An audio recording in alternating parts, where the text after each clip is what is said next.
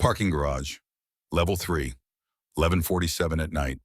Jack Sullivan's fist connected with the attacker's orbital bone before the suppressed pistol could level at his chest. No hesitation, no second guessing, just the violence of action drilled into muscle memory over 12 years of making life or death decisions in fractions of heartbeats. The man collapsed. Jack caught the weapon mid-fall, cleared the chamber, dropped the magazine, locked the slide back. 3 seconds. His hands remembered what his mind had tried to forget. Two more shapes materialized from the shadows between concrete pillars. Black tactical gear, professional spacing. These weren't amateurs looking for a wallet. The lead man kept his weapon low but ready, his accent thick with Eastern European consonants. "Your son is already gone, Sullivan. We have the boy." The world tilted beneath Jack's boots. Tyler, 8 years old, asthmatic. The inhaler sitting on the kitchen counter because Jack had forgotten to pack the spare this morning. What followed wasn't rage. Rage was hot, uncontrolled, wasteful. This was something older, colder, surgical. The first attacker lunged with a combat knife, the blade catching fluorescent light. Jack sidestepped, trapped, the extended wrist delivered an elbow strike to the temple with everything behind it. The man dropped in 2 seconds flat. The second attacker fired. Suppressed rounds sparked off concrete, the sound like hands clapping in an empty church. Jack rolled behind a sedan, came up with the first attacker's pistol, put 2 rounds center mass. The body armor caught one. The headshot didn't require a second attempt. The lead attacker was already retreating, radio pressed to his lips. "Alpha 3 target is active. Repeat, Sullivan is..." Jack closed the distance, faster than conscious thought allowed. Disarmed, pinned against a support column. Forearm across the throat with exactly enough pressure to make breathing a privilege, not a right. Words came out, measured, each one a promise. "Where is my son?" The man gurgled, eyes bulging. Jack eased the pressure by a millimeter. "Warehouse, South Boston, Pier 12, midnight. Come alone or..." Jack's phone buzzed against his hip. Unknown number. Video message. Tyler zip-tied to a metal folding chair, his small chest heaving with the effort of pulling air through constricted airways. The inhaler sat on a table 3 feet beyond his reach, close enough to see, too far to save him. The camera caught the bluish tint creeping into his lips, a distorted voice, electronically masked but male. 13 minutes, Marine. You have until midnight.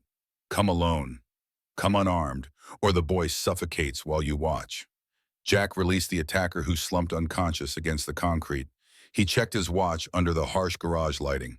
11:52. 13 minutes to midnight. His right hand drifted to the burn scar on his left forearm without conscious instruction. Fallujah 2011. The last time he'd been too slow to protect someone who counted on him. Not again. The words formed behind his teeth but never made it past his lips. Never again. He ran for his truck phone, already dialing, boots echoing off concrete walls that had witnessed 3 men go down in under a minute. 14 hours earlier, Boston morning light filtered through the glass and steel of Wellington Biomed's corporate campus like a promise the city couldn't keep. Jack Sullivan moved through the building's corridors wearing the uniform that made him invisible to everyone who mattered. Navy blue security guard attire, radio clipped to his belt, keys jangling with each step. People looked through security personnel the same way they looked through furniture. Functional, forgettable. Exactly how Jack preferred things these days. But training didn't expire with discharge papers. Count the exits, note the blind spots, assess potential threats, clear the corners. The reflexes lived in his spine in the way his eyes never stopped moving, cataloging, calculating. Lunchtime found him in his truck, in the employee lot, laptop balanced on the steering wheel, numbers glowing against the midday glare. Tyler's inhaler prescription renewal, $340 due tomorrow. The rent notice printed in increasingly aggressive fonts, $1,200 already 7 days late. Groceries if he stretched every dollar until it screamed maybe 50 left in the account. Total available funds, $247.16. Jack closed the laptop with more force than necessary. The math didn't lie, never had, never would. 3 years since Michelle's sedan had wrapped itself around a telephone pole during a late-night shift at the hospital where she worked. 3 years of single fatherhood with a son who needed medication that cost more than most people's car payments. Security guard wages weren't designed for this reality, but the work was honest, quiet, Safe. After 12 years of war, safe felt like luxury. His phone vibrated against the dashboard. Tyler schooled the number he'd memorized from seeing it too many times on the caller ID. A woman's voice, apologetic but firm. Mr. Sullivan, Tyler had an asthma episode during gym class. He's stable now, but we had to use his emergency inhaler. You'll need to replace it before he returns tomorrow. Jack's jaw muscles tightened until his molars ached. The emergency inhaler, the backup that was supposed to keep Tyler safe when the primary failed, which meant his son now had zero margin for error until Jack could scrape together $340 by morning. The response came out professionally neutral, despite the cold fear pooling in his gut. Understood. Thank you for calling. He sat in the cooling truck cab staring at his hands. Hands that had fired weapons in 17 countries across 3 continents. Hands that had carried wounded brothers through hellfire. Hands that now checked door locks and wrote incident reports about stolen staplers. Some days he wondered if Michelle would have been proud of this version of him. Other days he wondered if she'd have recognized him at all. Movement in his peripheral vision pulled him back to the present. Dr. Helen Chen, one of the senior research scientists struggling with a large equipment case in the hallway visible through the truck's windshield. Early 70s, maybe 5 feet tall and sensible shoes, trying to muscle 40 pounds of laboratory gear toward the elevator. Jack was out of the truck and across the parking lot before making the conscious decision to move. He didn't announce himself, just appeared at her elbow and lifted the case like it weighed nothing. Her face relaxed into genuine gratitude. "Oh, thank you, young man. Lab 7, if you don't mind." He fell into step beside her, noting the security door propped open with a brick to accommodate her passage. "Yes, ma'am." The lab smelled like antiseptic and ambition. He set the case down exactly where she indicated, then removed the brick from the doorway and made sure the security seal engaged properly. Dr. Chen's expression shifted to mild confusion. "I needed that open for the next trip." Jack kept his voice respectful but firm. "This door needs to stay closed, ma'am. Fire code. More importantly, someone could walk right into your lab. Whatever you're working on, it's worth protecting properly." She blinked, then glanced at the now secure door as if seeing it for the first time. "Oh, I suppose I didn't think about it that way." He was already moving toward the exit radio check due in 4 minutes. "Most people don't, ma'am. That's what I'm here for." As the lab door sealed behind him, Dr. Chen watched through the safety glass. Something about his bearing triggered recognition. Her late husband had been Army 2 tours in Vietnam. She'd learned to spot that particular way of moving through the world. Hypervigilance dressed up as casual awareness. This security guard was considerably more than he appeared. 3:45 that afternoon brought the shift change in the executive exodus.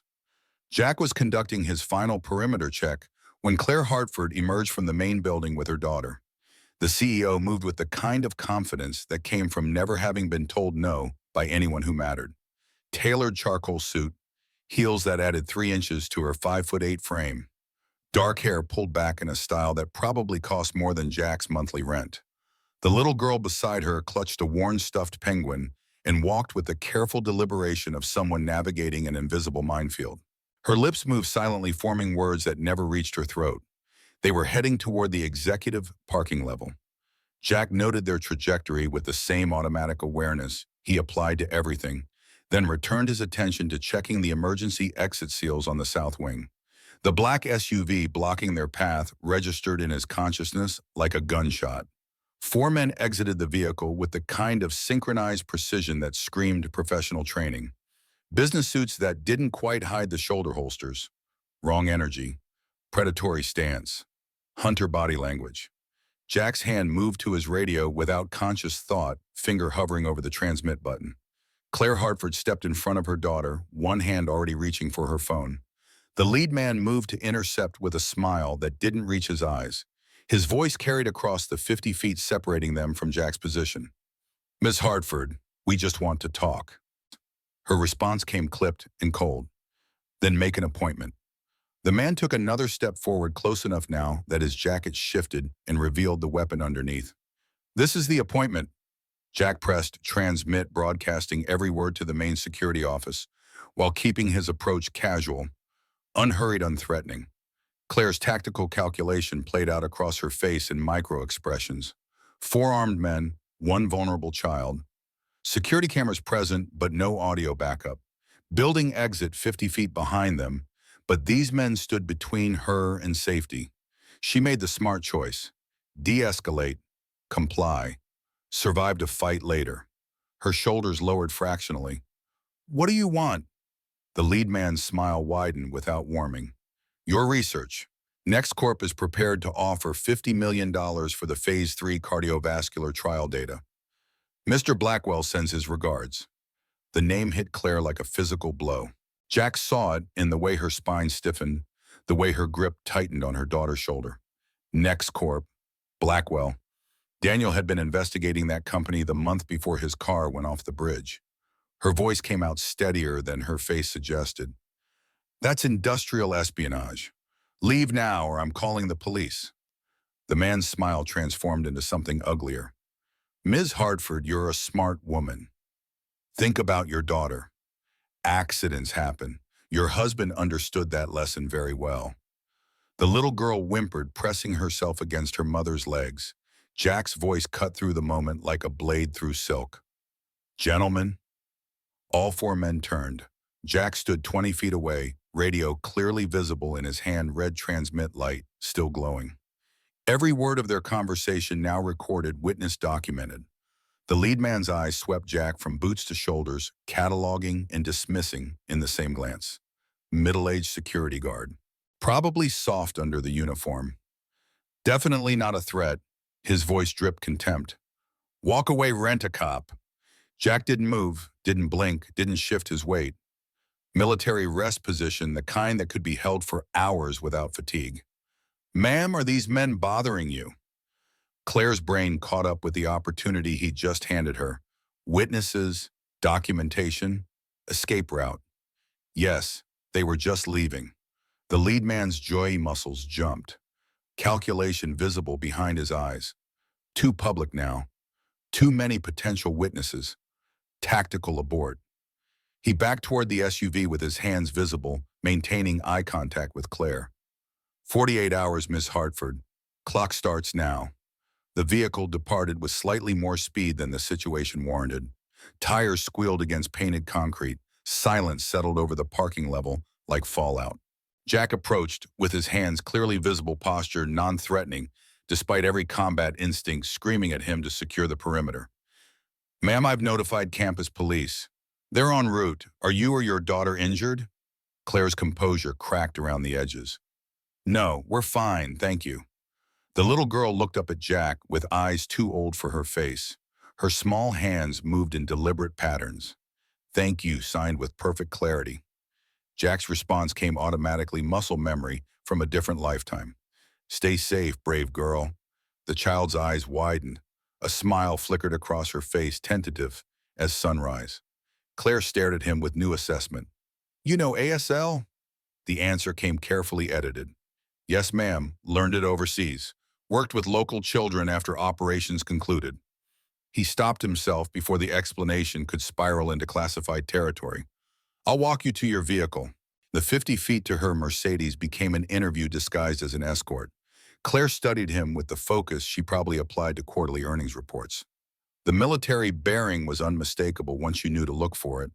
Her question came casual but calculated. What branch? Jack kept his eyes on their surroundings, scanning for threats with the automatic awareness of someone who'd survived by never assuming the danger had passed. Marines, ma'am, Force Recon. How long? 12 years. Why security work? His gaze never stopped moving, cataloging exits and approaches and potential problems. Needed something quiet after I got out. My son needed stability more than I needed excitement. Understanding flickered across her features. Single father. The single word carried more weight than its syllables suggested. Widower. She heard the hollow space in his voice because she lived in one of her own. Campus police arrived in their golf cart lights, flashing radios crackling with self-important urgency. Statements were taken, descriptions logged, license plate information forwarded to actual police who might or might not care about corporate intimidation. Jack prepared to return to his rounds, this incident already becoming paperwork in his mind. Claire stopped him with a business card that probably cost more to print it than his hourly wage. Her voice carried genuine gratitude beneath the executive polish. Mr. Sullivan, thank you, truly. The response came automatic, professionally neutral. Just doing my job, ma'am. Her eyes suggested she knew better. I don't think so. If you ever need anything or if you notice anything unusual, I'd appreciate a direct call, my personal number. Jack examined the card briefly. Claire Hartford, CEO, with a direct line printed below her name. Most executives gave out assistant numbers. This was personal access. He filed that observation away. Yes, ma'am. As he walked away, his tactical mind processed information without conscious direction. 4 armed professionals. Knew Claire's schedule well enough to position an ambush. Threatened her child explicitly. Referenced her dead husband. Mentioned Blackwell by name. That name triggered something in his memory fragments of testimony in courtroom proceedings from another life. He'd heard it before. Somewhere that mattered. Claire Hartford didn't go home. Every instinct screamed at her to grab Emma, lock the doors, call private security. But something about what Blackwell's man had said wouldn't stop circling in her mind. Your husband understood that lesson. Not your late husband. Your husband. Present tense. She returned to her office on the executive floor. Emma settled in the corner with crayons and paper, her stuffed penguin standing guard. The little girl had learned not to ask questions when her mother had that expression. Claire pulled Daniel's personal files from storage. The ones she'd boxed up 18 months ago, too painful to examine. His research notes, encrypted thumb drives, handwritten journals with observations he'd never put in official reports. She'd spent 18 months not looking. Tonight she would look. The first drive contained financial irregularities dating back 2 years. Money flowing into Wellington Biomed from shell companies. Small amounts, carefully disguised. But Daniel had tracked it backward through 3 layers of corporate structures until he found the source, NextCorp Pharmaceuticals. The second drive showed access logs. Someone inside Wellington was copying confidential files, research data, trial results, patent applications. The timestamps were always after hours, always from the same terminal, IT Security Station 3. Rob Mitchell's station. The third drive contained email communications. Rob and an encrypted address discussing data transfers, payment schedules, and one message that made Claire's blood freeze. Hartford's getting too close. We need to eliminate the problem before he talks. Dated 3 days before Daniel's car went off the bridge. Claire's hands shook as she opened Daniel's handwritten journal. The last entry written the night before he died. If you're reading this, I'm either dead or hiding. I've discovered something bigger than NextCorp stealing our research. They're using pharmaceutical supply chains to move weapons internationally. Blackwell is running arms trafficking through legitimate medical companies. I have proof. I've made copies. Hidden them where only you can find them. Trust Jack Sullivan if you need help. Security guard, former Marine. 10 years ago, he testified against Blackwell in military court. Cost Blackwell his commission. He's the only one who stood up to Blackwell before. He'll understand what you're facing. I love you. I love Emma. I'm sorry for what comes next. Claire's vision blurred with tears she'd thought she'd exhausted months ago. Daniel had known, had been investigating, had tried to protect her by keeping her ignorant. And now Blackwell's men were back. Her phone buzzed. Jack Sullivan's name on the screen, the number from the card she'd given him. She answered. Glass exploded inward. Evening light painted Jack's Dorchester apartment in shades of amber and shadow. 2 bedrooms, 1 bathroom, furniture acquired from thrift stores and curbside giveaways. Clean but worn, functional but not comfortable. Photographs of Michelle occupied the shelf above the television. Her smile immortalized in frames from Target, frozen in moments when the future had seemed guaranteed instead of provisional. Tyler sat at the kitchen table working through math homework, his emergency inhaler positioned next to his pencil case like a talisman against disaster. 8 years old, brown hair perpetually defying attempts at organization. Michelle's eyes staring out of Jack's face. Jack cooked spaghetti because it was cheap and filling and didn't require skills he'd never learned. The sauce came from a jar. The pasta came from a box. The meal would be adequate. Nothing in his life aimed higher than adequate anymore. Tyler's voice cut through the domestic routine. Dad, can I ask you something? Jack stirred sauce that didn't need stirring. Always, buddy. The boy chose his words with unusual care. Why did you stop being a Marine? The wooden spoon continued its circuit through red sauce while Jack's mind sorted through true answers and searched for the one his son could understand. Because being your dad is more important than being a soldier. Tyler processed this with the seriousness only children possess. But you miss it sometimes, right? Sometimes you look far away. Perceptive kid, too perceptive. Jack turned from the stove, met his son's eyes directly. I miss the men I served with, brothers. But I don't miss the fighting, and I don't miss being away from you. The boy nodded slowly. Mom died in a car accident, not in a war. Jack's throat tightened. Yeah, buddy, but if I'd been deployed when it happened, I wouldn't have been here for you after. Sometimes you make decisions because of what you love. They ate dinner in comfortable silence, the television providing background noise, neither paid attention to until the news anchor's voice cut through Jack's thoughts. Wellington Biomed stock surged today following CEO Claire Hartford's announcement of successful Phase 3 trials for their cardiovascular treatment protocol. Jack glanced up. Claire Hartford, the woman from the parking garage. Her face filled the screen, professional and composed. The anchor continued. However, concerns persist regarding industrial espionage in Boston's biotech sector. NextCorp Pharmaceuticals CEO Richard Blackwell denied allegations of corporate theft during a press conference this afternoon. The name detonated in Jack's memory like ordnance buried for a decade. Richard Blackwell, Afghanistan. 10 years ago, military tribunal. Jack Sullivan, Sergeant USMC, sitting in the witness chair with his right hand raised and his career hanging in the balance. The prosecutor's voice carefully neutral. Sergeant Sullivan, please describe what you witnessed on the night of August 14th. Jack's testimony measured and fatal. I observed Staff Sergeant Blackwell execute 3 Afghan nationals who had surrendered with their hands raised. He then ordered our team to plant weapons on the bodies and falsify our after-action reports. I refused. Blackwell's face across the courtroom, rage barely contained behind military discipline. You sanctimonious bastard. You've signed your own death warrant, Sullivan. You and everyone you love. Court-martial. Dishonorable discharge for Blackwell. Threats made in parking lots and phone calls from blocked numbers. Then silence. 10 years of nothing. Until today. Jack's hands had stopped moving. The remote dangled from fingers that suddenly felt disconnected from conscious control. Tyler noticed. Dad, you okay? The automatic response came from years of not worrying his son. Yeah, buddy, just remembered something. But his tactical brain was already processing connections. Blackwell threatens Claire Hartford this afternoon. Blackwell holds a decade-old grudge against Jack Sullivan. Jack works at Wellington Biomed where Claire runs operations. No such thing as coincidence. Not in Jack's experience.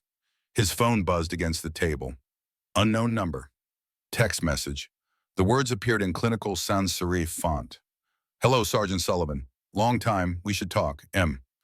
Mason Reeves, Jack's former team member. Killed in action, Helmand Province, 2016. Body never recovered. Presumed dead. Honored at Arlington in a ceremony Jack had attended with a chest full of medals and a heart full of grief. A second text arrived. Video attachment. The footage showed Tyler's school playground. The timestamp read 3:15 p.m. 6 hours ago, 30 minutes after the after-school program began. Tyler walking toward the parking lot, backpack bouncing. Rob Mitchell's truck pulling up to the curb. Familiar. Trusted. Uncle Rob, Tyler's voice, happy and unsuspecting, captured by the surveillance camera. Rob's face on camera strained but convincing. Hey, buddy, your dad asked me to pick you up early. Work emergency. Tyler climbed into the truck without hesitation. Why would he doubt Uncle Rob, the man who'd helped them move, who'd fixed their leaking sink, who Tyler called family? The video jumped forward. Different location. Dark room. Tyler zip-tied to a chair inhaler visible on a table 3 feet away, out of reach, the boy's breathing already labored. The timestamp 7:43 p.m. 4 hours ago, a third text arrived. Your son is beautiful. Same age as my daughter was before the treatment. Would be a shame if something happened. Blackwell sends his regards. The phone slipped from Jack's suddenly nerveless fingers, clattered against the laminate tabletop. Not coincidence. Not random chance. Not paranoia. Blackwell had found him. After 10 years of silence, the vendetta had resurfaced with surgical precision, and Mason alive working for Blackwell. Rob Trader Kidnapper. The brother who'd saved Jack's life in Fallujah was now targeting Jack's son. The friend who'd been Tyler's honorary uncle had delivered him to monsters. Some betrayals cut deeper than bullets. Jack stood with enough force to scrape his chair across linoleum. Tyler looked up, alarmed by the sudden movement in the expression on his father's face. The command came out in Jack's combat voice, the one that meant immediate compliance without discussion. "Tyler, get your bag. We're leaving. Now." Confusion flickered across the boy's features. "But Dad, I haven't finished." "Now, Sin." Tyler recognized that tone. He ran for his room. Jack moved to his closet, pushed aside jackets he never wore, reached for the go bag he'd packed 3 years ago and hadn't opened since. The contents hadn't changed.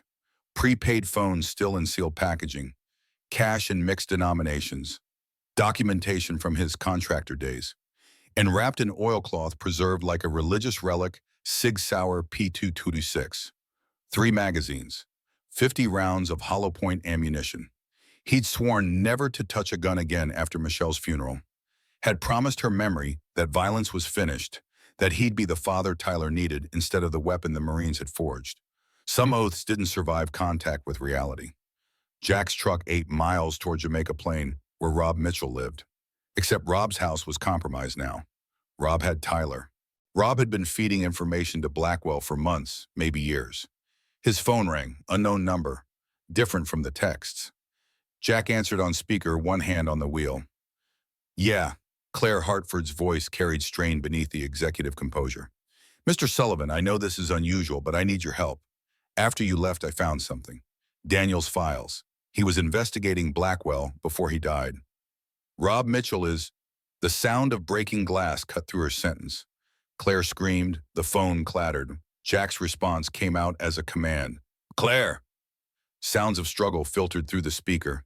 Emma crying, furniture scraping, adult male voices issuing tactical instructions.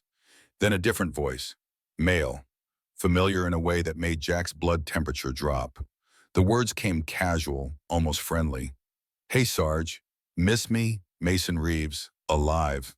Real. Undeniably present." Jack's response came measured despite the adrenaline. "Mason, you're supposed to be dead." The laugh carried genuine amusement. "Death's overrated. So's loyalty, turns out." Background noise suggested Claire struggling against restraints. Mason's voice continued unhurried.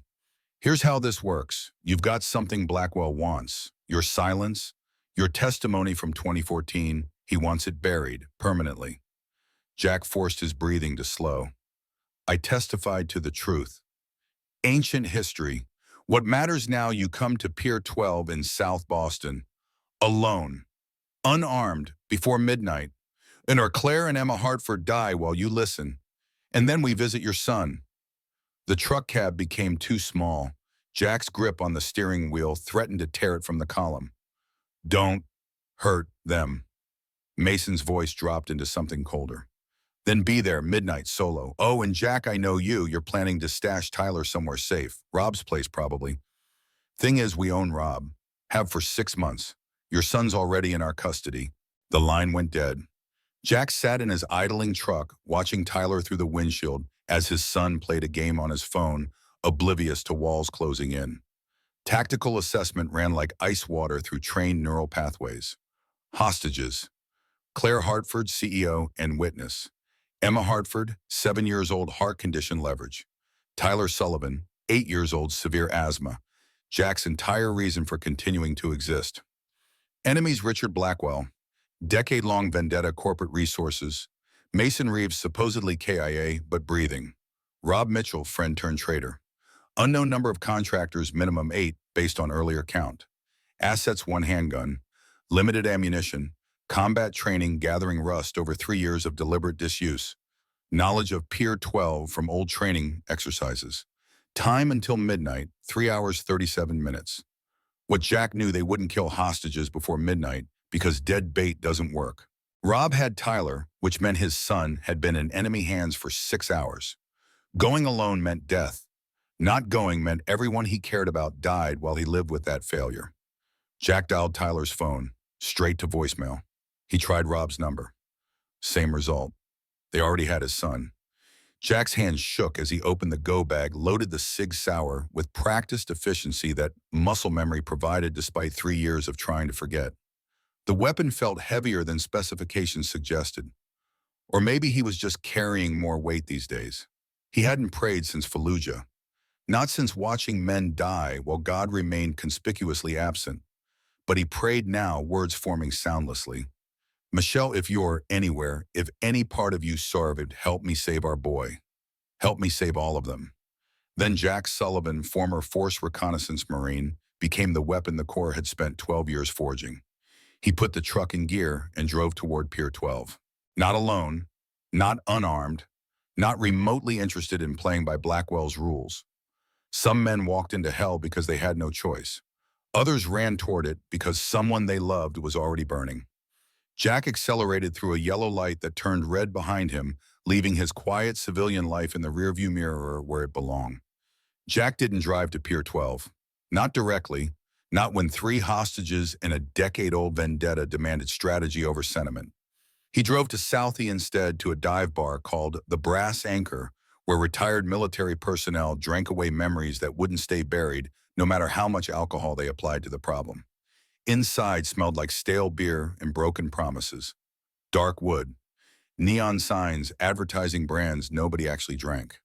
A handful of patrons scattered across booths like survivors of a shipwreck who'd stopped trying to signal for rescue. Jack scanned faces until he found the one he needed. Corner booth. Carlos Mendez sat alone with a whiskey that was mostly empty and a future that looked about the same.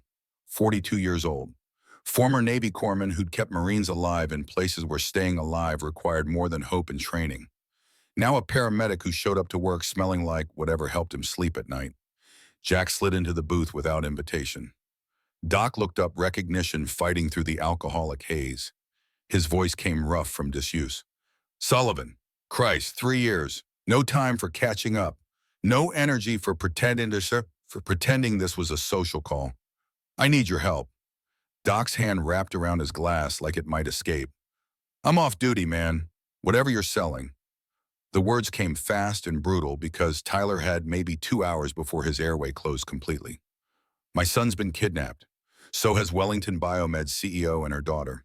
I've got until midnight to infiltrate a hostile warehouse, extract 3 hostages from professional contractors, and survive long enough to get them medical attention.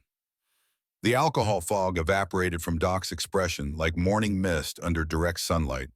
Combat medic mode activated somewhere behind his eyes, old neural pathways, firing after years of deliberate disuse. His question came tactical focused. How many hostiles?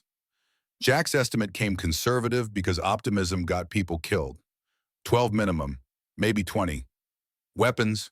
The go bag in Jack's truck suddenly felt inadequate. 1 pistol, 15 rounds. Doc ran both hands through hair that had gone gray at the temples since Fallujah. Jesus Christ, Jack, you're describing a suicide mission. The agreement came without hesitation. I know. Then why come to me? Jack leaned forward, elbows on table, voice dropping to something raw and honest. Because you still keep that aid bag in your trunk. I've seen it when you think nobody's watching. Because you took an oath that didn't expire with your discharge papers. Because Tyler calls you Uncle Doc, and I need you to help me bring him home alive. Silence stretched between them like razor wire. Doc stared at Jack with the kind of assessment usually reserved for triage situations, where every decision meant someone lived or died. He was seeing Fallujah again. Seeing Jack carrying him 3 miles through enemy territory, with shrapnel in Doc's leg and blood painting trails in the sand behind them. Some debts transcended retirement, exceeded statute of limitations, demanded payment, regardless of how many years you'd spent trying to forget they existed. The curse came resigned, almost fond. Shit. Doc stood with more steadiness than his earlier drinking suggested. Let me get my gear.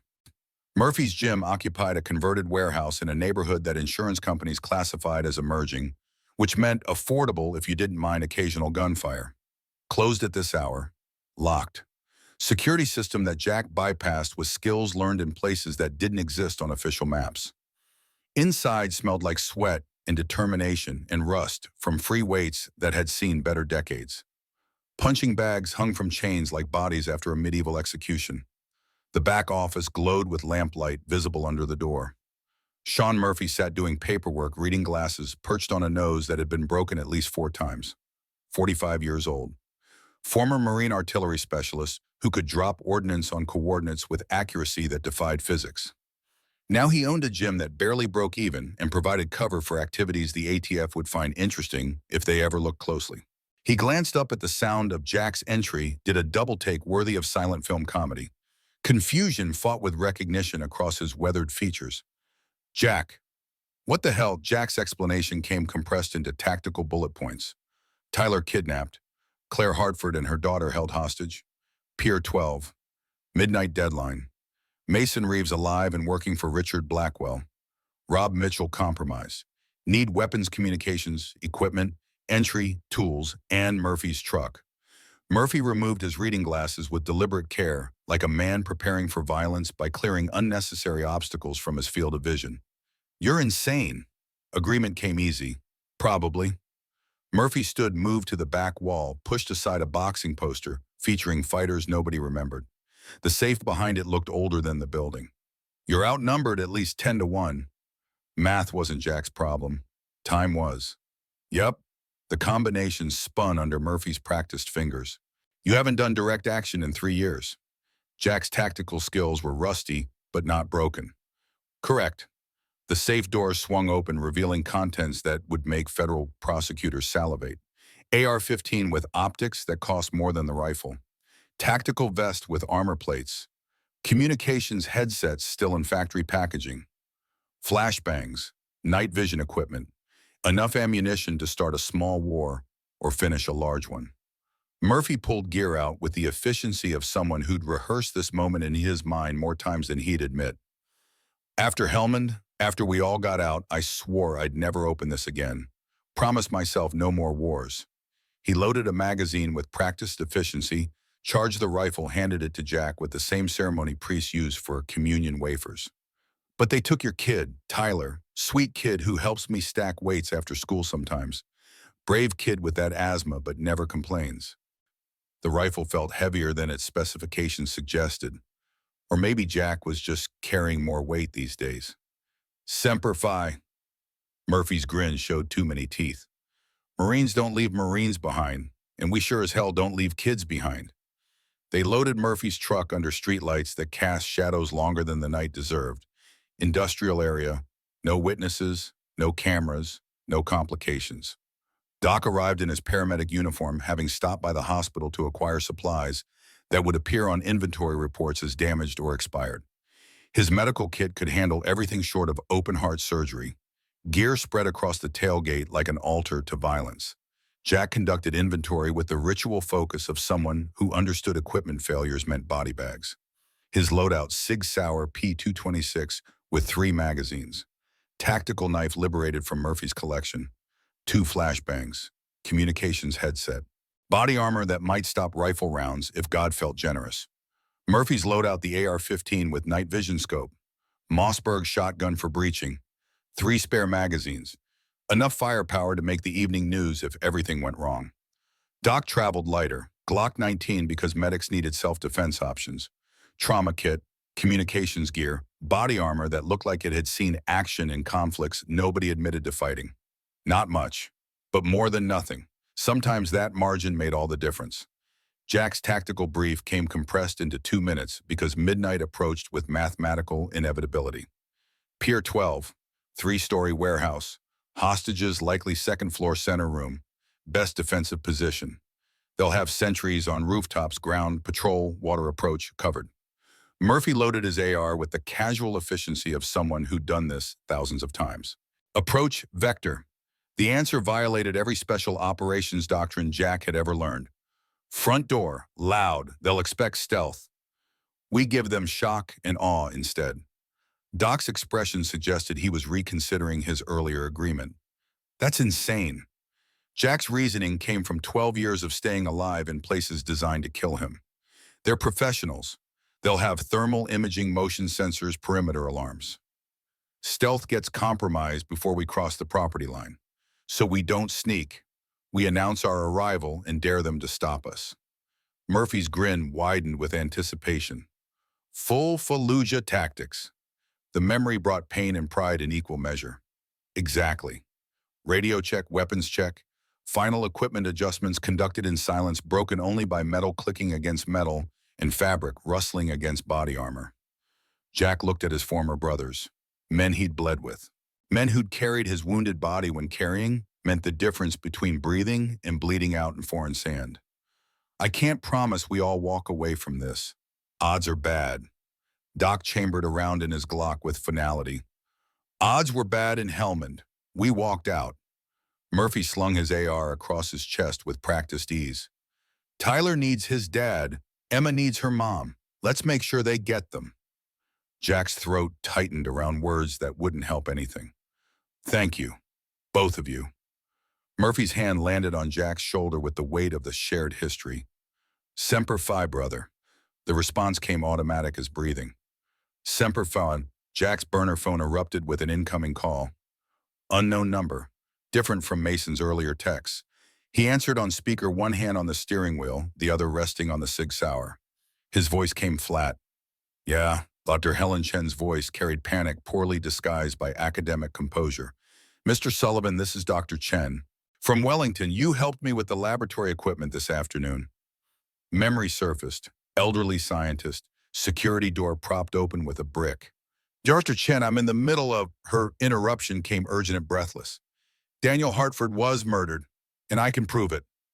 Jack nearly drove his truck into oncoming traffic. The wheel jerked hard right, tires protesting. What? Words tumbled out faster than careful thought would allow. 18 months ago, Daniel came to my lab. He'd discovered financial irregularities in Wellington's accounts. Money from NextCorp being funneled through shell companies. Hundreds of thousands. He was convinced Richard Blackwell had planted someone inside our company, an asset feeding him confidential research data. Jack's tactical mind processed implications while his hands kept the truck moving toward Pier 12.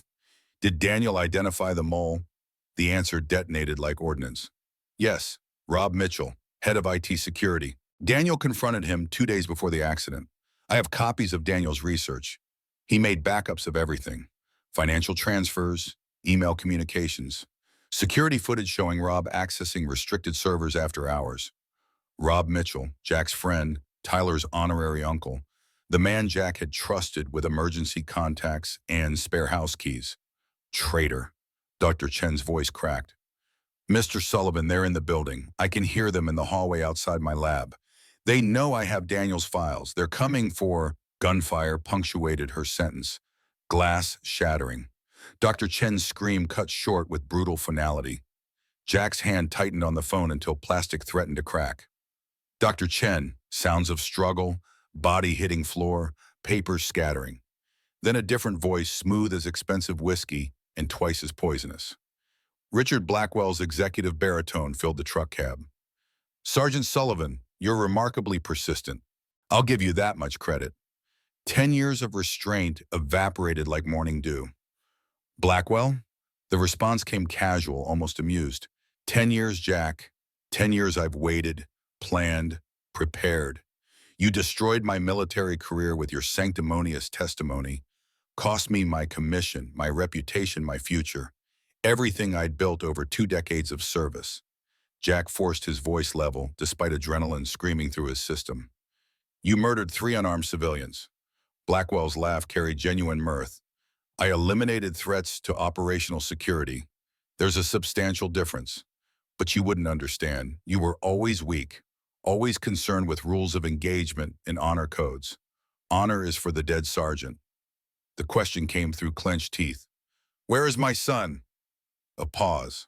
A gunshot. Dr. Chen's body hitting the floor became audible through the speaker. Blackwell continued like nothing had happened. Safe, relatively speaking. Dr. Chen, however, is experiencing significant health complications. Terminal, one might say. Rage became something cold and focused. I'm coming for you. When I find you, I'm going to make you regret every breath you've taken since Afghanistan. The dismissal came easy as breathing. Empty threats from a security guard playing soldier. Midnight Jack, Pier 12 alone. Or I start sending you pieces of your son. The line died. Jack white-knuckled the steering wheel. Doc and Murphy exchanged glances in the rearview mirror. Murphy's voice came careful. Rob Mitchell's the mole. The nod felt like defeat, which means Tyler's been compromised for 4 hours. Maybe longer if they grabbed him directly from school. Doc's medical assessment came grim. Kid's tough, but 4 hours without access to his inhaler during stress response. Jack cut him off before the sentence could finish painting pictures his mind didn't need. We go in now. No waiting for midnight. Murphy checked his watch. That's aggressive. They'll be expecting midnight. We hit at, he calculated quickly, 22:45, 15 minutes early. They'll be in holding pattern, guards less alert, hostages not yet in final positions for the exchange. The logic made tactical sense, even if every instinct screamed to drive faster, hit harder, burn the whole structure down until Tyler walked out breathing normally. Tyler's inhaler, 4 hours. If he has an attack without medication, he didn't finish, didn't need to. Doc and Murphy understood mathematics as brutal as any firefight. Murphy's hand found Jack's shoulder again. Then we go fast. We go violent. We bring your boy home. Pier 12 materialized from industrial decay like a monument to better economic times. 3 stories of brick and steel. Water on one side reflecting city lights in patterns that looked almost beautiful if you ignored what the building contained. Chain-link fence surrounded the perimeter. Security lighting at regular intervals. Professional setup. Someone had money and experience backing this operation. Jack, Doc, and Murphy went prone behind cover 200 yards out. Night vision revealed the defensive positions with crystal clarity. 2 sentries on the roof. 4-man patrol rotating ground level with military precision. Black SUVs in the parking area, 6 total, which meant 12 to 18 hostiles, assuming standard 2-man teams. Murphy's assessment came whispered through the communications headset. This is tight. Jack's response carried memories of worse situations that they'd survived through skill and stubborn refusal to die. Fallujah was tighter. Barely. The watch face glowed green in darkness. 22:43. 2 minutes. Jack's tactical brief came compressed because time was ammunition they couldn't afford to waste. Murphy overwatch position, eliminate roof sentries, provide suppressing fire. Doc breach main entrance with me. Clear ground floor. Stand by for hostage medical treatment. I'll push to 2nd floor for Tyler. Simple plan, direct action, suicidal odds. The watch hit 22:45. Murphy's AR coughed twice. Suppressed rounds. Both roof sentries dropped before their nervous systems could process incoming fire. Jack and Doc sprinted across open ground. Flashbang through 1st floor window. Explosion turned night into temporary day. Shouts erupted inside. Doc hit the door with the breaching shotgun. Wood splintered around commercial locks that weren't designed to stop determined entry. They flowed inside with the practiced choreography of men who'd done this in places where mistakes meant body bags. Ground floor opened into industrial space. Concrete floors, support columns, crates providing cover, perfect kill zone. 4 hostiles reacted with professional speed. First guard reaching for his radio. Jack's double-tap center mass ended that ambition permanently. Second guard behind crates. Doc's Glock barked 3 times. Guard went down. Third and fourth guards, smarter trained taking cover and returning fire with discipline. Rounds sparked off concrete filled the air with the smell of cordite and possibility. Jack flanked left while Murphy's AR punched through windows from outside, suppressing the defenders with precision fire. Third guard exposed his position, trying to relocate. Jack's headshot dropped him instantly. Fourth guard threw a fragmentation grenade with the casual efficiency of someone who had done it before. The shout came automatic. Frag out! Jack and Doc dove behind cover. The explosion rocked the warehouse, sent shrapnel tearing through space they'd occupied seconds earlier. Jack's ears rang with tinnitus that wouldn't fade for days. Blood tasted copper on his tongue from burst capillaries. He rolled up, fired 3 rounds toward where the fourth guard had been. Lucky hit. Guard dropped. Murphy's voice crackled through the headset. Ground floor clear. 2 vehicles approaching from south. 6 additional hostiles inbound. You've got maybe 90 seconds before reinforcements arrive. Jack was already moving toward the stairwell. Copy, moving to second floor. Doc covered the rear, reloading with practiced efficiency. Right behind you. The stairwell climbed through shadows and steel, narrow, confined, perfect ambush point for anyone with tactical awareness. At the first landing, Jack spotted the tripwire. Thin lines stretched across the stairs at ankle height. Following it revealed a fragmentation grenade rigged to detonate on disturbance. He knelt, disarmed it with steady hands, in 30 seconds that felt like hours. Sweat traced cold lines down his spine despite the autumn temperature. Doc's whisper came urgent. They knew we'd come. The observation carried weight. Mason knows how I think. Second floor door stood reinforced, locked, unwelcoming. Doc placed a breaching charge with the careful precision of someone who understood explosives demanded respect. Fire in the hole. The explosion tore metal from hinges. Smoke billowed. They flowed through with weapons up, scanning for threats. The room opened into emptiness. Just one thing in the center. Tyler, zip-tied to a folding metal chair. Inhaler on a table 3 feet away, deliberately positioned beyond his reach. The boy's chest heaved with efforts to pull air through constricted airways. Lips showed the blue tint that meant oxygen deprivation was progressing from theoretical to immediate. Tyler's voice came thin, desperate. Dad! Every instinct screamed at Jack to run forward, grab his son, remove him from danger immediately. Doc's hand caught Jack's shoulder. Wait, it's a trap. But Tyler's lips were turning darker blue. His breathing was becoming labored gasps. The medical reality was simple without intervention. Jack's son had maybe 2 minutes before unconsciousness, 5 before irreversible brain damage. Jack moved forward. 6 red laser dots painted his chest like targets out of a firing range. Mason Reeves emerged from shadows with 4 contractors flanking him, all armed, all aimed at Wick with the kind of steady hands that came from professional training and regular practice. Mason looked older than memory suggested, harder. Something had died behind his eyes that used to be human. His voice came casual, almost friendly. Sarge, right on time. Jack froze, hands visible, weapon lowered but not dropped. Mason, let my son go. The response came regretful, almost apologetic. Can't do that. Blackwell wants you to suffer first. Wants you to watch Tyler suffocate. Slow, painful. Just like you made him watch his career die slow and painful after your testimony. Eye for an eye. Son for a... The gunshot cracked through tension like lightning through storm clouds. Mason's head snapped back. He dropped without ceremony. Murphy's voice came through the headset with professional calm. 1 hostile down, 5 remaining. Get out of there, Jack. Chaos erupted like a symphony conducted by violence. 4 contractors opened fire. Jack dove, dragging Tyler's chair with him behind inadequate cover. Doc returned fire from the doorway with sustained bursts. Tyler wheezing desperately, lips moving soundlessly around words his constricted airways couldn't produce. Dad, can't breathe.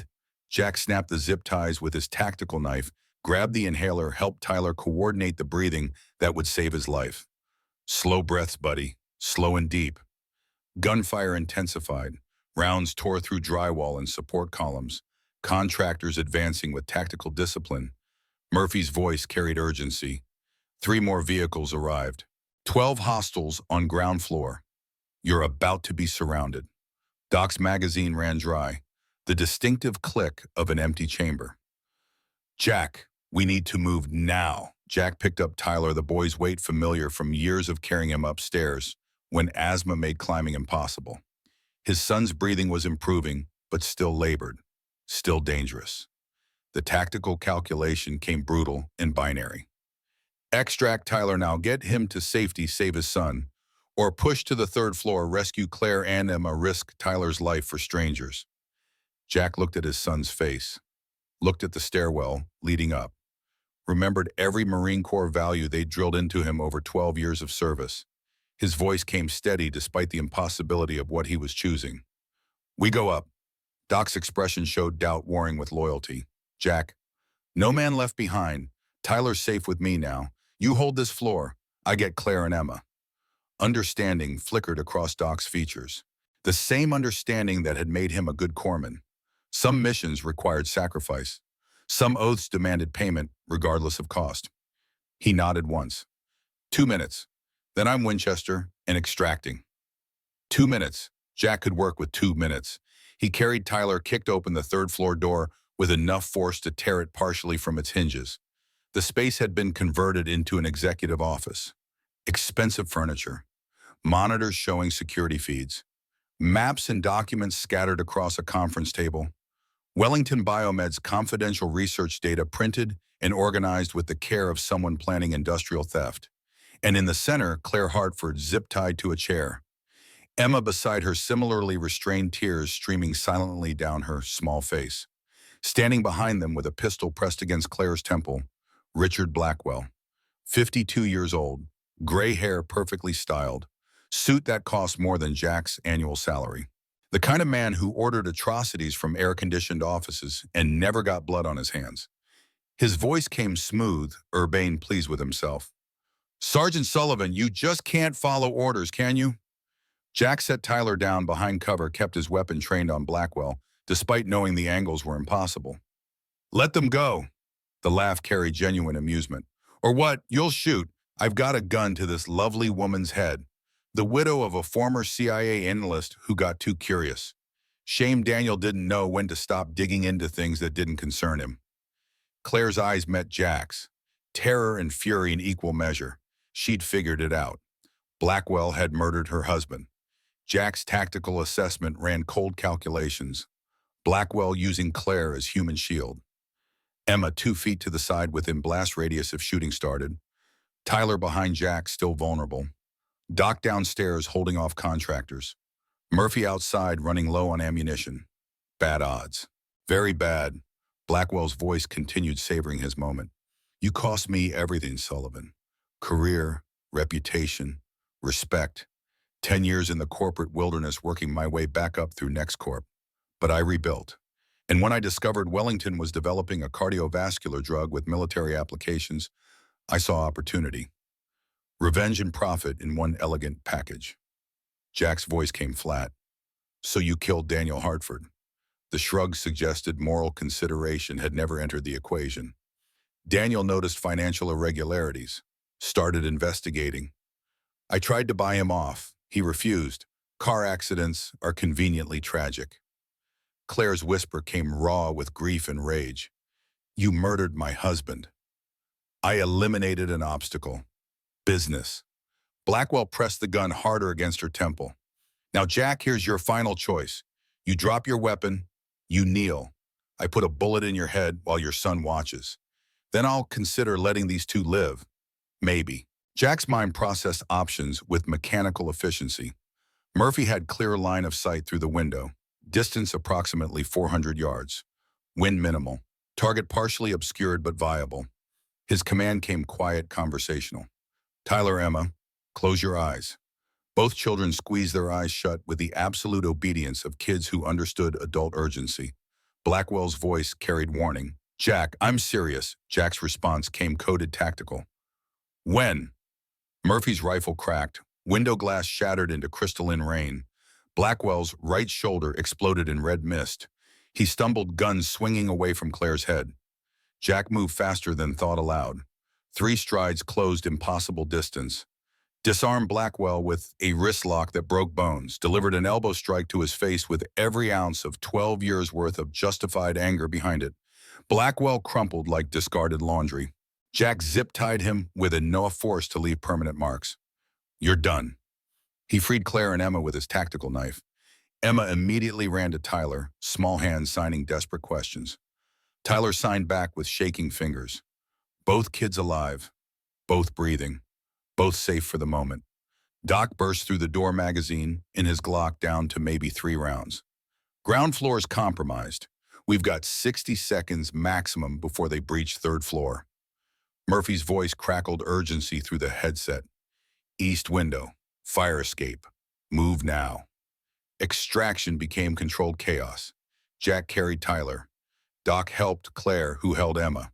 Murphy provided covering fire from his overwatch position, each shot precisely placed to buy seconds they desperately needed. Down the fire escape. metal clanging under their boots, rounds sparking off railings punching through sheet metal, missing by inches that felt like miles. Hit ground level. Ran toward Murphy's truck, already idling, driver's door open, engine screaming readiness. Piled in. Murphy accelerated before Doc's door closed completely. Tires shrieked against asphalt. The warehouse receded in mirrors, growing smaller, but not less dangerous. They'd made it. Barely. By margins measured in heartbeats and ammunition expenditure. Doc worked on Tyler in the back seat, checking oxygen saturation, listening to breath sounds, providing medical assessment that would determine whether the hospital was optional or mandatory. Breathing's improving. No immediate respiratory distress. He'll need monitoring, but I think he'll be okay. Jack's hands shook on the steering wheel. Now that adrenaline was wearing off and reality was settling in like unwanted house guests, Tyler was safe. Claire and Emma were safe. Blackwell was restrained, but Rob Mitchell had escaped. Mason was dead. And somewhere in the night, pieces of a larger conspiracy continued operating despite tonight's tactical victory. Murphy's safe house materialized from Boston's industrial district, the gym back room away from windows and potential observation. They secured Blackwell in a storage closet with enough restraints to immobilize an elephant. Claire paced while calling the FBI on her personal phone, voice steady despite everything. Yes, industrial espionage, kidnapping, multiple counts of attempted murder. Richard Blackwell of NextCorp. I have evidence. Send agents to Wellington Biomed immediately. She ended the call, looked at Jack with an expression somewhere between gratitude and shell shock. Thank you. You saved our lives. Jack methodically reloaded magazines because hands needed purpose when minds were processing trauma. Job's not finished. Her confusion was understandable. Blackwell's in custody. Rob Mitchell's still free. Mason's dead, but Blackwell mentioned others. There's still a network out there. Doc cleaned equipment with the focus of someone trying not to think about how close they'd come to failing. Jack's right. We cut off one head. The body's still dangerous. Murphy monitored police scanner, expression darkening. Speaking of which, cops just found Dr. Helen Chen at Wellington, DOA, gunshot to the chest. They're calling it robbery gone wrong. Claire's face hardened with understanding. They're covering tracks. Jack's burner phone buzzed. Unknown number. Text message. The words appeared clinical, helpful, deeply unsettling. Impressive work tonight, Sergeant. But you missed something important. Check Tyler's medical records, specifically his asthma medication supplier. You'll find it educational. A friend. Jack pulled up Tyler's pharmacy records on his phone. Prescription filled through NextCorp's subsidiary pharmacy chain. The realization hit like incoming fire. They've been controlling Tyler's medication. How long? Claire accessed corporate records on her phone. NextCorp acquired the pharmacy chain 6 months ago. 6 months. Half a year of having leverage over Jack Sullivan without him knowing. They could have contaminated medication. Could have withheld refills. Could have used Tyler's medical vulnerability as a weapon anytime they wanted. Tyler looked up from where Doc was monitoring his breathing. Dad, are my medicines bad? Jack knelt, forced a smile that probably didn't reach his eyes. No, buddy, just making sure everything's safe. But internally, rage crystallized into something sharp and focused. They'd threatened his son, not just tonight, for months, systematically, deliberately. Some violations demanded reckoning beyond anything legal systems could provide. Claire's phone rang, unknown caller ID. She answered on speaker, her expression suggesting she was too exhausted to care about protocol anymore. Hello, the voice that came through shouldn't have been possible. Daniel Hartford's voice, familiar from news interviews and corporate videos, unmistakably him despite 18 months of supposed death. Hello, sweetheart. Claire dropped the phone, grabbed it again with shaking hands. That's impossible. Daniel's dead. I saw the casket. You buried an empty box. I'm sorry, Claire. God, I'm so sorry. Jack took the phone from Claire's nerveless fingers. Who is this really? I'm Jack Sullivan. We haven't met formally. I'm Daniel Hartford, very much alive, and I need to come in from the cold. Jack's voice came steady despite the impossibility crackling through the phone speaker. Daniel Hartford died 18 months ago. Car went off a bridge, closed casket funeral. The response carried weight earned through suffering. I faked my death because Blackwell was hunting me. I had evidence of his operation, not just NextCorp's industrial espionage. Defense Department contracts, CIA black site connections, international arms trafficking using pharmaceutical supply chains as cover. If I'd stayed visible, he would have tortured Claire for my location. I kept her safe by making her believe I was gone. Claire grabbed the phone back with force that threatened to crack the screen. You let me grieve. You let Emma grow up thinking her father was dead. You selfish? I know. Daniel's voice broke. I know what I did. I live with it every minute. But Emma's alive because Blackwell thought I was gone. You're alive because he had no reason to use you as leverage. I made a choice between my family's pain and their survival. Silence filled the room like smoke after an explosion. Jack's tactical mind overrode emotional considerations.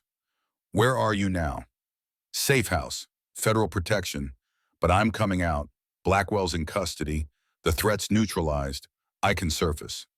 Skepticism came natural after tonight's revelations. How do we know you're really Daniel Hartford? The answer came intimate, specific, impossible to fake. Claire, remember our first anniversary? We were broke medical students. I took you to Pizza Hut because that's all we could afford. You spilled marinara sauce on my thesis. I told you it improved the academic quality. Claire's hand covered her mouth. Tears streamed unchecked. It's really you. It's me, and I'm coming home. Wellington Biomed's campus transformed into a federal crime scene by dawn. FBI vehicles crowded parking lots. Agents and windbreakers moved through corridors with the methodical focus of people building prosecutable cases.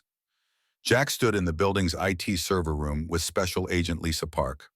45 years old, sharp eyes that missed nothing, voice that brooked no nonsense from anyone regardless of rank or attitude. Her assessment came grim. Mitchell wiped everything: servers, backups, financial records documenting the money transfers. Daniel Hartford's original research files, surveillance footage, all gone. Claire examined empty server racks with growing frustration. But Daniel said he maintained copies. Park's response carried bureaucratic precision. Wherever Daniel is, we need those files yesterday. Without documentation, Blackwell walks on most charges. Jack studied the room with tactical awareness that never fully deactivated. Coffee cup on the desk still showing residual heat, half-eaten sandwich on paper wrapper. Someone had been here recently. His observation came casual. Rob was in this room 30 minutes ago. Park's attention sharpened. How can you determine that? Jack pointed, without touching anything that might carry forensic value. Coffee's still warm, sandwiches fresh, and his security badge hasn't been deactivated in the system. He can still access the building. Murphy leaned against the door frame, AR-15 held casual but ready. Why would he come back? He's blown. He knows we're hunting him. The tactical calculation came clear once Jack stopped thinking like a civilian. Because he missed something during the initial wipe. Something he needs to destroy before Daniel surfaces with evidence. Claire's eyes widened with understanding. Daniel's research, the original hard copies. He kept physical files in his private office. Third floor east wing. Only Daniel and I had keys. Jack was already moving toward the elevator. He's there now, I guarantee it. Park reached for her radio. I'll send a team. No time. Jack checked his weapon, confirmed the magazine seated properly. He's destroying evidence right now. Every second we waste is documentation going up in flames.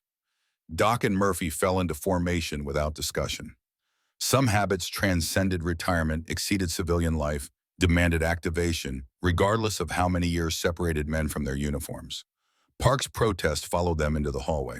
This is federal jurisdiction. You can't just— Jack's response came over his shoulder. Give us 5 minutes, then send your team.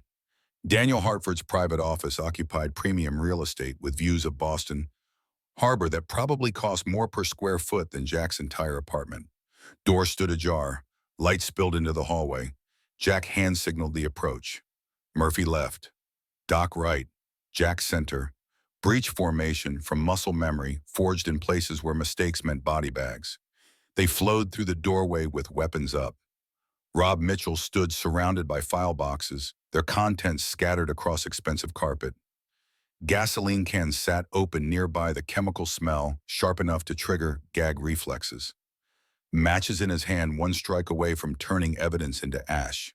His pistol lay on the desk. 5 feet away. Might as well have been 5 miles. Rob's smile carried sadness that looked genuine. "Hey, Jack. Figured you'd work it out eventually."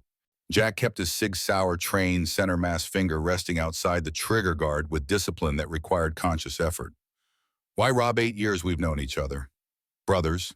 What made you sell out?" The answer came without hesitation or shame. $40,000. That's what Blackwell offered. Cash. Immediate, no questions. "My daughter Emily has leukemia. Insurance wouldn't cover the experimental treatment. She was dying, Jack. 8 years old and dying while I watched helplessly." Jack's weapon stayed level, but something behind his eyes acknowledged the impossible weight of Rob's choice. There were other ways. "Not fast enough." Rob gestured at the scattered documents with a hand not holding matches. "Emily had maybe 3 months. Blackwell's money bought her treatment immediately. All I had to do was provide access to Wellington's systems, copy some files, easy money for saving my daughter's life." Until Daniel Hartford noticed the discrepancies. Rob's face hardened into something uglier. Daniel was collateral damage. I didn't want his death. Never planned for anyone to die. But Blackwell said if I didn't help eliminate the threat, he'd expose me. I'd go to prison. Emily would die alone in a hospital bed wondering why her father abandoned her. "So you chose your daughter over Daniel's life?" "Yes." No hesitation, no regret visible in his expression. "And I'd make the same choice again tomorrow." Jack understood. The understanding hurt worse than condemnation would have. In Rob's position, with the Tyler's life hanging in the balance against someone else's survival, what would Jack do? Where did the line exist between protecting your child and becoming a monster? His question came quieter. "Your daughter, is she alive?" Rob nodded with something that might have been relief or might have been grief. "Remission, 2 months now. She's 8 years old, same age as Tyler. She draws pictures of butterflies and asks when Daddy's coming home from his business trip." "Then you've got something worth living for. Someone who needs you." Jack lowered his weapon fractionally. "Turn yourself in. Cooperate with federal investigators. Your daughter needs a father. Prison's better than a grave." Rob looked at the matches in his hand, at the gasoline-soaked documents, at the evidence that could send multiple people to prison for decades. "If I destroy these files, there's no case. Daniel can't prove anything without documentation. Blackwell goes down for kidnapping, maybe, but not murder, not arms trafficking. And I walk free. Go home to Emily. Read her bedtime stories. Be her father." Jack's voice carried the weight of 12 years watching good men make terrible choices. "You don't walk free from me. You betrayed Daniel. Got him killed. Put Claire through 18 months of grief. Gave my home address to Mason, endangered Tyler when you could have refused. Those debts don't disappear because you love your daughter." Rob's hand drifted toward the pistol on the desk. Murphy's AR came up with professional speed. "Don't." Doc's Glock tracked the movement with equal precision. "Really don't."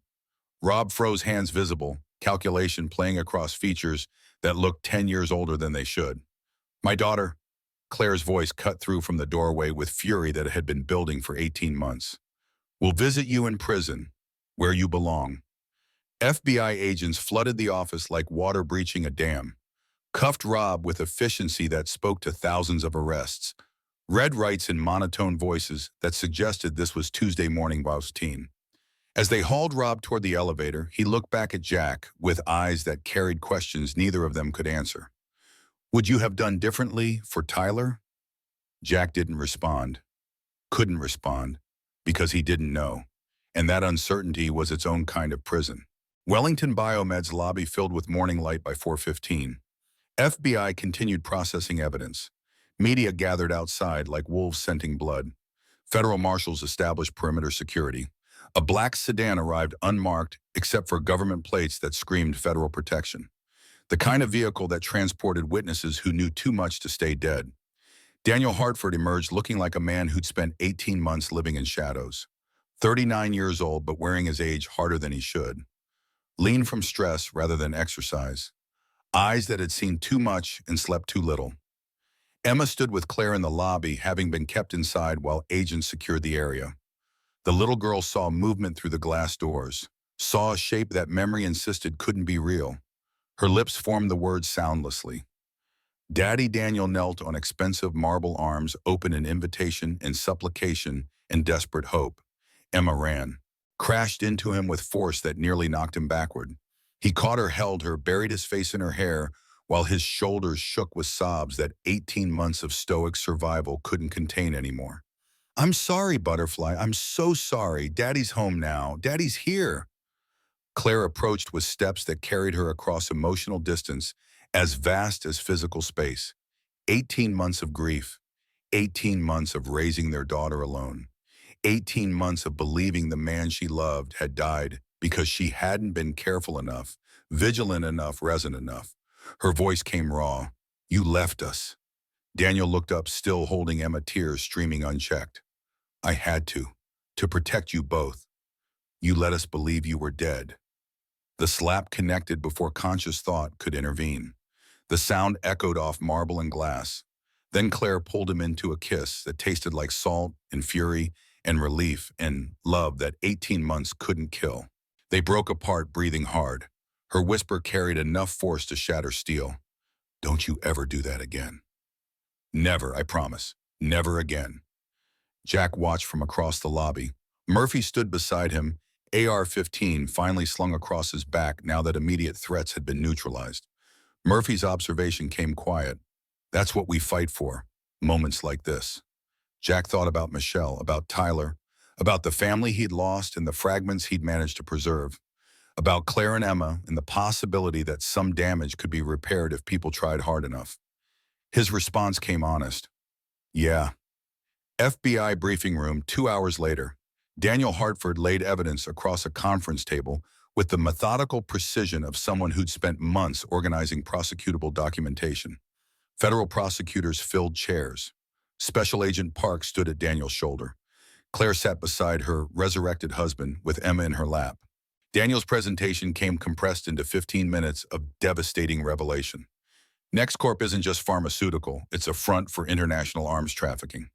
Blackwell's using medical supply chain infrastructure to move weapons through 17 countries. Maps appeared, shipping manifests, financial trails that wound through shell companies and offshore accounts with the complexity of spiderwebs. Wellington's cardiovascular drug break through Blackwell wanted it because of military applications. The compound keeps trauma victims alive longer, extends the window for battlefield surgical intervention. He planned to sell the formula to hostile foreign governments. Yemen, Syria, North Korea, anyone with cash regardless of their relationship with the United States. Park's question came sharp. How deep does this conspiracy extend? Daniel pulled up organizational charts that showed connections spreading like cancer through legitimate institutions. Defense Department contracts, CIA asset networks, congressional staffers on Blackwell's payroll. This isn't just corporate espionage, it's treason at scale. The federal prosecutor leaned forward with predatory focus. "How did you fake your death?" CIA contacts. "I'd worked as an analyst before joining Wellington. Called in favors. They staged the accident, provided new identity, kept me in safe houses while I built the case." He looked at Claire with guilt that would probably never fully heal. "Hardest thing I've ever done. Walking away from my family." Claire's hand found his under the table. "Was it worth it?" Daniel's jaw tightened with determination that 18 months of isolation had forged. "Yes, because Blackwell's going to prison for life. And you're safe now." The prosecutor opened her briefcase, pulled out charging documents that had been prepared over the past 6 hours. "With your testimony and documentation, we're charging Richard Blackwell with industrial espionage murder, for hire, kidnapping, arms trafficking, conspiracy against the United States, and treason." Jack's fists clenched reflexively at the word treason. Blackwell had sold weapons to foreign nationals who'd killed American soldiers. Marines, brothers in arms who'd never made it home because someone like Blackwell valued profit over loyalty. Some crimes transcended legal punishment. Some violations demanded reckoning that courtrooms couldn't provide. But Jack had fought for rule of law in places where law barely existed. He'd carry his rage quietly and let the system do its work. 2 weeks later, Richard Blackwell's trial began in federal court. The proceedings were televised. National attention focused on corporate corruption and military betrayal, with intensity usually reserved for celebrity scandals. Jack attended every day of testimony, sat in the gallery with Tyler beside him. The school had approved extended absence for trauma counseling. Jack suspected they were just uncomfortable having a child who'd been kidnapped by mercenaries, sitting in normal classrooms disrupting normal routines. Claire testified on day 3, composed, professional, devastating in her precision as she described 18 months of grief while Blackwell systematically stole her company's research. Daniel testified on day 5, cataloged the evidence with analyst efficiency, showed financial trails and shipping manifests that proved arms trafficking beyond reasonable doubt. Rob Mitchell testified on day 7 plea agreement, secured in exchange for complete cooperation, 25 years in federal prison. His daughter Emily would be 33 before he walked free, but he'd be alive to walk free eventually. Jack's testimony came on day 9. The prosecutor was young, ambitious, competent. Her question came with careful legal phrasing. Sergeant Sullivan, you previously testified against Mr. Blackwell in 2014 military proceedings. Can you describe those circumstances? Jack sat in the witness box with his right hand raised, oath sworn on a Bible he wasn't sure he believed in anymore. Afghanistan 2014. Blackwell was a contractor with Titan Security. During a joint operation in Helmand Province, 3 Afghan nationals surrendered, hands raised, unarmed. Blackwell executed all 3, claimed they were enemy combatants. They weren't. I witnessed the murders. I reported them. What happened after your testimony? The memory carried weight that years couldn't diminish. Blackwell was court-martialed, dishonorably discharged. He threatened me, said if I testified against him, he'd kill everyone I loved. I testified anyway. Did he ever threaten you again after 2014? Jack's gaze found Blackwell across the courtroom. Not until 2 weeks ago. He kidnapped my 8-year-old son, held him hostage, tried to kill him. The defense attorney objected on procedural grounds. The judge overruled. Jack continued, my son has severe asthma. Blackwell's people took his medication, zip-tied him to a chair, positioned his inhaler out of reach. They were going to let him suffocate while I watched via video feed. His voice stayed level through testimony that wanted to crack into rage. Tyler squeezed his hand. The prosecutor's final question came designed for maximum impact. Why do you believe Mr. Blackwell targeted you specifically after 10 years of silence? Jack looked directly at Blackwell, holding eye contact with the kind of unflinching focus that made predators nervous. Revenge. I destroyed his military career with truthful testimony about war crimes. He spent 10 years planning how to destroy my life in return. Blackwell's lawyer stood with rehearsed outrage. Objection. Speculation about my client's state of mind. The judge considered briefly. Overruled. The witness may answer based on his observations and interactions with the defendant. Jack continued without breaking eye contact with Blackwell. But he failed. My son's alive. Claire and Emma Hartford are alive. And now everyone knows exactly what kind of man Richard Blackwell really is. The courtroom sat silent for 3 heartbeats. Then the prosecutor dismissed Jack with thanks that sounded genuine. Verdict came on day 12. Guilty on all counts. The jury had deliberated for 4 hours. Sentencing arrived 1 week later. Life in prison without possibility of parole, plus 45 years to be served consecutively. As federal marshals prepared to escort Blackwell from the courtroom in chains, he turned toward Jack one final time. His lips formed words without sound. This isn't over. Jack's response came equally silent, shaped by lips that knew violence intimately. Yes, it is. 3 months passed like water flowing downhill. Inevitable. Irresistible. Carrying debris from past disasters toward calmer seas. Wellington Biomed underwent restructuring. Daniel Hartford reinstated as chief research officer. Claire remained CEO, but implemented new policies requiring work-life balance that she actually followed. Emma started speaking regularly again, though she still preferred sign language when stressed.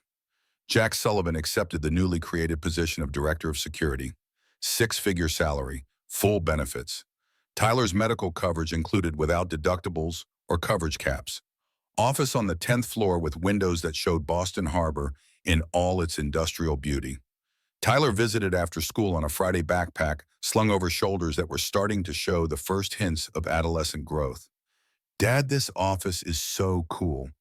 Jack looked up from security protocols that actually mattered now. Yeah, buddy, it's pretty nice. The boy's enthusiasm carried weight beyond mere words. Does this mean we can move somewhere better? Maybe get a place with 2 bathrooms. The answer came easier than it would have months ago. We're getting a house, actually. 3 bedrooms. Yard. Good school district. Tyler's eyes widened to dimensions that suggested genuine shock. Really? Really, and maybe a dog if you want. You'll need to walk it, feed it, take care of it. The hug nearly knocked Jack out of his expensive ergonomic chair. Best day ever, Dad. Some moments justified every terrible decision that led to them. Claire's office later that afternoon, professional space slowly being reclaimed by personal touches. Photographs of Emma and Daniel returning to surfaces where corporate awards used to dominate. Jack delivered his weekly security briefing, incident reports, threat assessments, recommendations for upgraded systems. Professional, efficient, appropriate. But coffee meetings had started running longer recently. Conversations drifted toward personal territory with increasing frequency. Claire's observation came casual but carried subtext. Neither of them was quite ready to address directly. Tyler's doing well in therapy, Emma too. Her counselor says having Tyler as a friend helps enormously. Jack kept his tone neutral, despite growing awareness that neutral was becoming harder to maintain. Tyler likes Emma, says she's brave and smart, high praise from an 8-year-old. Emma says Tyler's funny and kind. Claire's smile suggested she was aware of the subtext too. Daniel wants to thank you properly. Dinner this weekend. You and Tyler, Daniel, and Emma and me, if you're interested. The deflection came automatic. That's not necessary, I was just...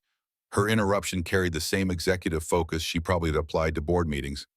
Don't say just doing your job. You went far beyond, multiple times. You saved us when you had every reason to walk away. We'd like to say thank you. And Emma keeps asking when she'll see Tyler again. Jack allowed himself a smile that felt genuine for the first time in months. Tyler asks about Emma too, wants to show her the new house when we move in next month. So it's a date. The correction came reflexive. It's dinner. Claire's eyes suggested she knew better. Right, dinner. 6 months forward.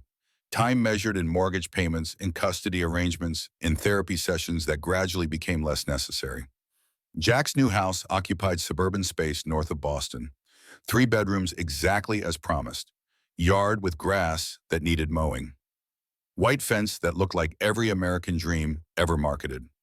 Saturday morning found Jack in the kitchen preparing breakfast while Tyler set the table. A rescue beagle named Corporal begged for scraps with persistence that suggested military-grade determination. The doorbell interrupted domesticity with perfect timing. Claire and Emma had become Saturday morning fixtures.